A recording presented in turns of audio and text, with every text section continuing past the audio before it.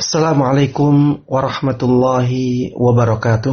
Alhamdulillah, wassalatu wassalamu ala rasulillah wa ala alihi wa sahbihi wa man tabi'a hudah. Kaum muslimin dan kaum muslimat yang saya cintai karena Allah, khususnya anggota GIS, grup Islam Sunnah, yang semoga dirahmati dan diberkahi oleh Allah subhanahu wa ta'ala. Pada kesempatan yang berbahagia ini, kita akan bersama-sama mengkaji sebuah kitab yang sangat bagus yang ditulis oleh Syekh Al-Albani rahimahullah, yakni kitab Sifat Salat Nabi, atau sebagaimana judul aslinya Sifatu Salatin Nabi sallallahu alaihi wasallam minat takbiri ila taslim ka'annaka taraha. Sifat salat Nabi mulai dari takbir sampai salamnya seakan-akan Anda melihatnya. Baiklah, kita lanjutkan kajian kita. Para ulama mensyaratkan solat di atas kendaraan adalah solat sunnah, bukan solat fardu, sebagaimana dicontohkan oleh Nabi Muhammad sallallahu alaihi wasallam. Dan di antara solat sunnah tersebut adalah solat witir, karena Rasulullah sallallahu alaihi wasallam biasa solat witir di atas kendaraan. Ini menunjukkan bahwa solat witir seperti solat-solat sunnah yang lainnya, walaupun solat witir ini adalah solat yang sunnah muakkadah, sunnah yang sangat ditekankan sekali. Mengenai hal itu, turunlah firman Allah subhanahu wa ta'ala, فَأَيْنَمَا تُوَلُّوا فَثَمَّ وَجْهُ اللَّهِ. Kemanapun kamu menghadap, di sanalah wajah Allah. Ini dalil bahwa kita sholat sunnah boleh menghadap kemanapun ketika di atas kendaraan. Jangan sampai nanti sholatnya menghadap ke banyak arah, karena di sini kita harus melihat hadisnya, ya, sesuai dengan hadisnya. Kalau kita sholat di tempat, ya, bukan di atas kendaraan, ya, walaupun sholat sunnah kita harus menghadap ke kiblat. Kalau di atas kendaraan baru bisa mengamalkan hadis tersebut, sholat sunnah yang di atas kendaraan. Yang diperselisihkan oleh para ulama, apakah di atas kendaraannya harus safar? Safar di sini apakah harus perjalanan panjang ataukah perjalanan pendek? Boleh. Ini yang diperselisihkan oleh para ulama.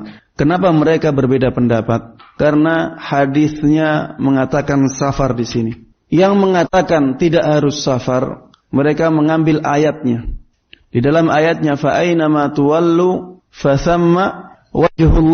Kemanapun kamu menghadap, di sanalah wajah Allah. Sedangkan di hadisnya ada taqyid atau pembatasan safar. Karena inilah para ulama berbeda pendapat. Yang lebih kuat, ya, dan dirajihkan oleh banyak ulama, ya, kontemporer saat ini adalah dibolehkan kita menghadap kemanapun ketika sholat sunnah di atas kendaraan, walaupun kita tidak sedang dalam keadaan safar. Dibolehkan. Karena ayatnya فَأَيْنَمَا تُوَلُّوا فَثَمَّ وَجْهُ اللَّهِ.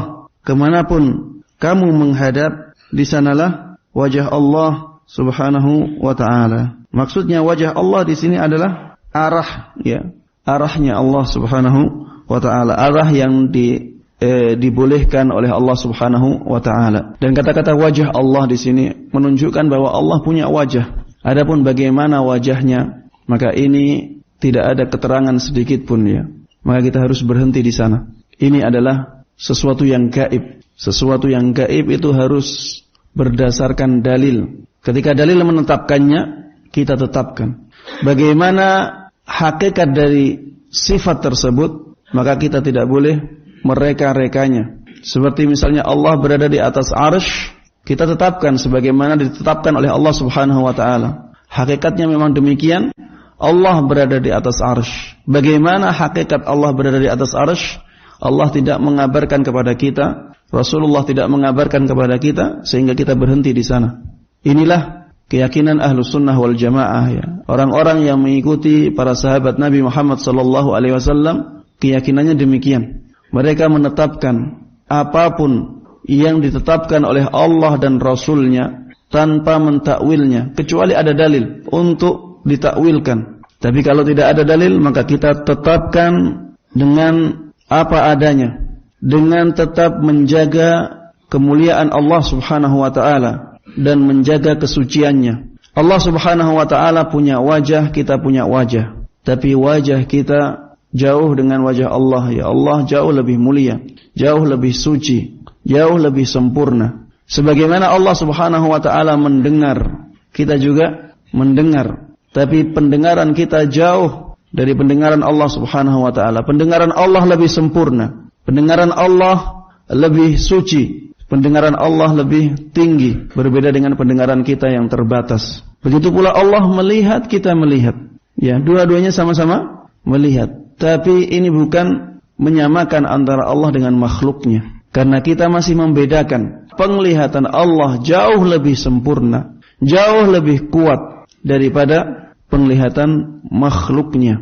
Makanya Allah melihat apapun yang ada di muka bumi ini, apapun yang ada di alam semesta. Walaupun gelap, walaupun kecil, walaupun tertimbun, Allah melihat semuanya. Berbeda dengan penglihatan makhluknya. Penglihatan makhluk sangat terbatas. Kalau tidak ada cahaya, tidak bisa melihat. Inilah akidah Ahlus Sunnah wal Jamaah dalam memahami sifat-sifat Allah Subhanahu wa ta'ala. Intinya, ketika kita sholat sunnah di atas kendaraan, kita boleh menghadap kemanapun kendaraan menuju. Dan ini adalah kemurahan Allah Subhanahu wa ta'ala. Ini bentuk ringannya syariat Islam, sehingga kita bisa sholat di atas kendaraan, ya. Karena sholat ini ibadah yang sangat dicintai oleh Allah Subhanahu wa ta'ala. Ketika kita ingin sholat, misalnya di dalam kemacetan, ya, kita ingin sholat sunnah. Misalnya kita di dalam kemacetan, sudah berangkat sebelum waktu duha masuk, di dalam kemacetan, dan kita perkirakan kemacetan, kita akan keluar dari kemacetan setelah sholat duha, waktu sholat duha selesai, maka kita sholat duha di atas kendaraan. Tidak hanya sholat duha saja, ya, sholat sunnah mutlak bisa dilakukan di atas kendaraan, ya, tanpa harus menghadap ke kiblat dahulu. Kalau bisa menghadap kiblat dahulu itu lebih baik. Demikianlah yang bisa kita kaji pada kesempatan kali ini. Semoga menjadi ilmu yang bermanfaat dan diberkahi oleh Allah Jalla wa'ala. InsyaAllah kita akan lanjutkan pada kesempatan yang akan datang. Wassalamualaikum warahmatullahi wabarakatuh.